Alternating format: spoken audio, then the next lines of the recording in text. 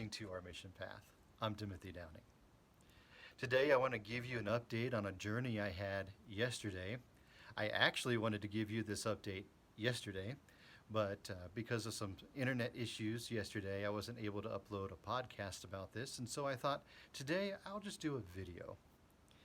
Yesterday I decided that I would leave our new home here in the north of Quito and travel down to a specific mall that I know of, real close to where we live, and try to do a couple different things. One, I wanted to see the state of the roads all around here.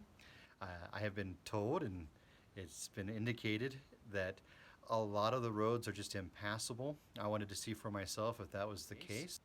We have several people now asking for food and for help, and we just can't get to them. And so I wanted to make sure that I really can't get to them and not just rely on the news reports.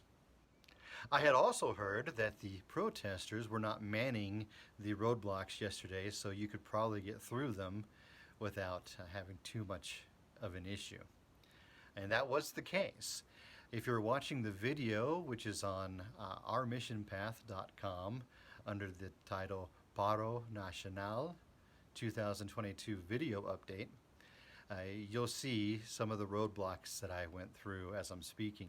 If you're simply listening to the podcast version of this, let me describe what you're seeing. You're seeing roadblocks that were pretty effective. There's no way to get through them, especially if they're manned by people. A lot of large boulders dropped on the roads so that you can't get through, and in other places just tons of dirt that's been dropped off. And there are black spots all over the road, and all of those black spots are burnt tires.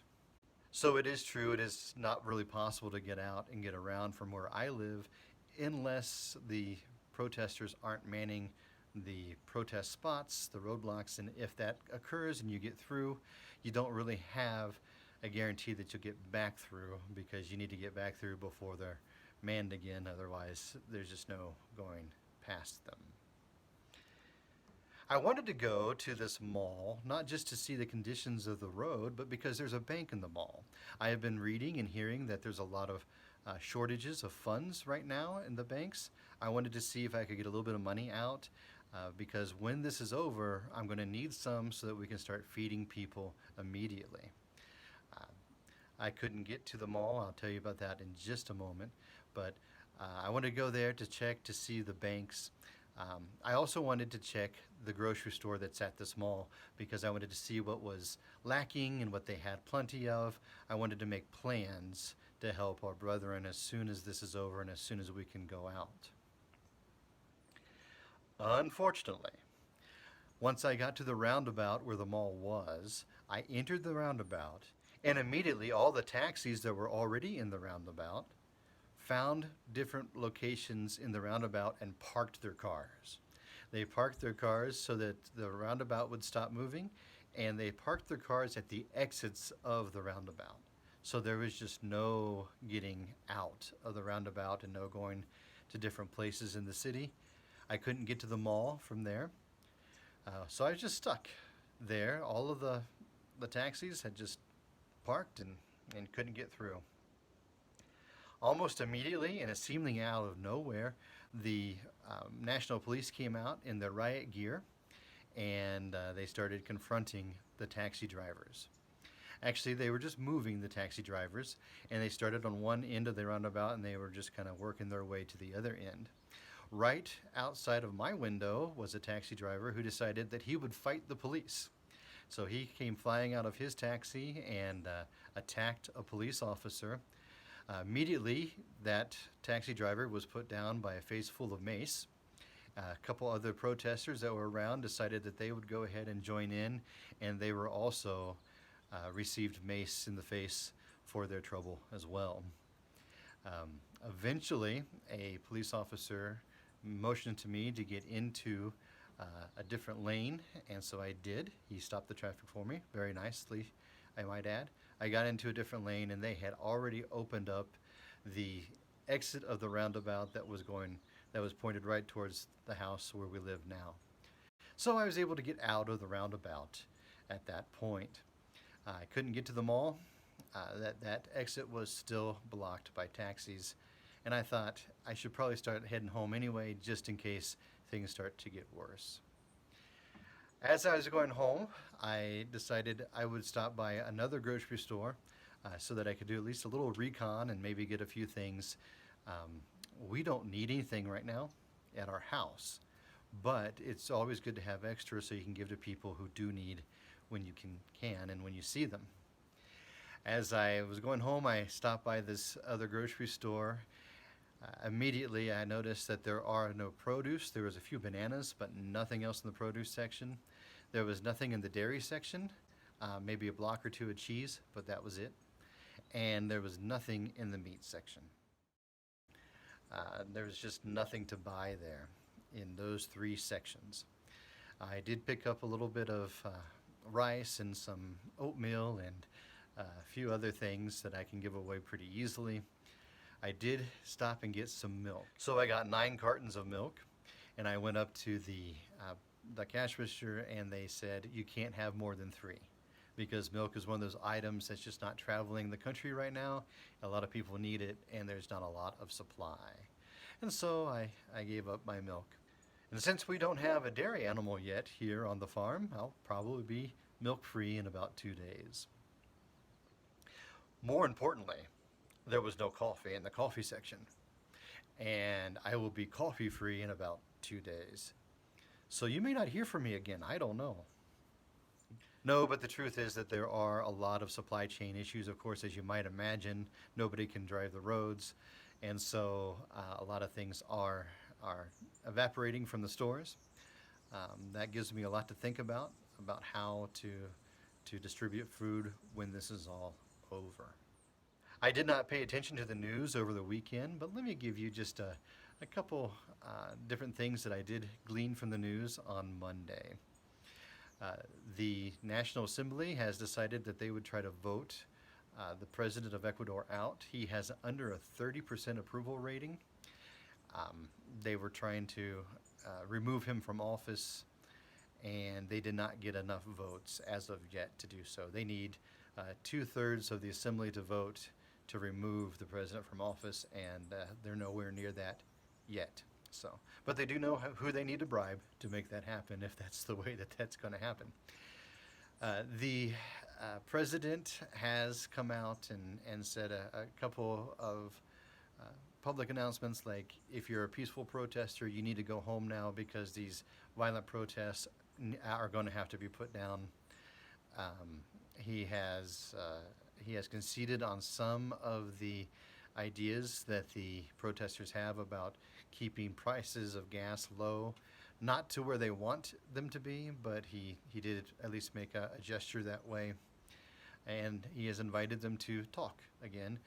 The protesters, I think at this point, have decided to talk, but for a while they were saying there's no talking.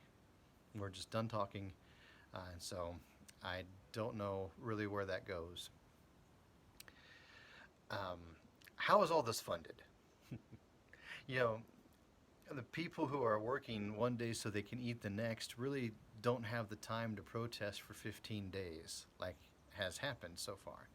They don't have the ability to do that. So how are they eating? How are these things being funded? Well, there are at least three or four different ways that they're being funded.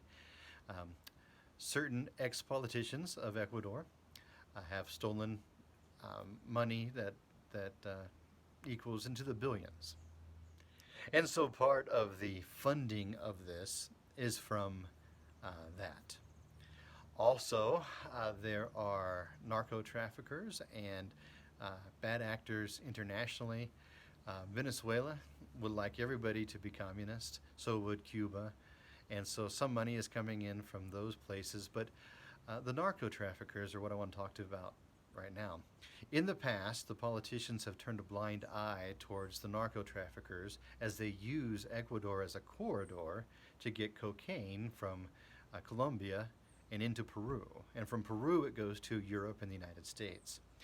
But for many, many years, new roads were being built, and a blind eye was being turned so that those who were in that business could just take their product on through.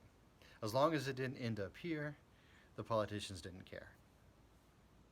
Well, this president, President Lasso, has cared, and in fact, he has created a state of exception, which is basically martial law in several different places, um, and he has really tried to um, fight the war on drugs, I guess. There for a while, we were seeing news articles, and the weight of cocaine that were being seized along the roads of Ecuador was in the tonnages. So that it would be like 10 tons or 17 tons or, 70 tons of cocaine being seized at one time. So the narco traffickers actually have a vested interest in making sure that the president is no longer the president here as well. Now, does that mean that the protesters are all for the narco traffickers? Not at all. It's a complicated situation. In fact, most of the indigenous who are out protesting don't really want to be protesting. About 60% of them would rather be at their homes. But the way that it works here is that each community decides, the leadership of each community decides how many protesters they will push out of their community, and then they'll go to the different farms and say, you need to send these different people out.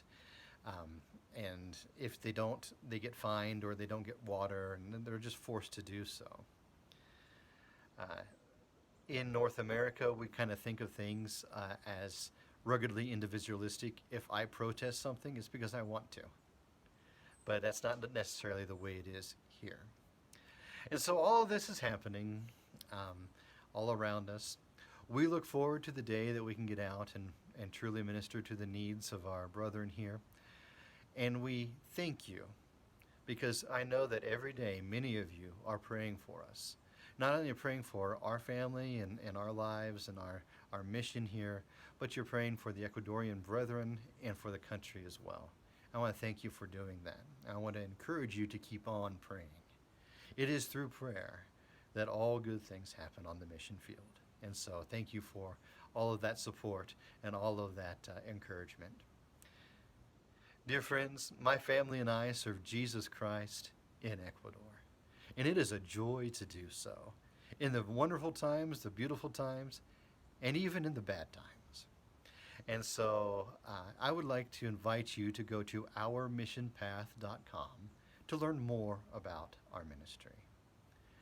Friend, I want to thank you for listening or watching this podcast, and I definitely want to invite you to keep on joining us along our mission path. It is an honor to walk our mission path with you at our side. God bless you.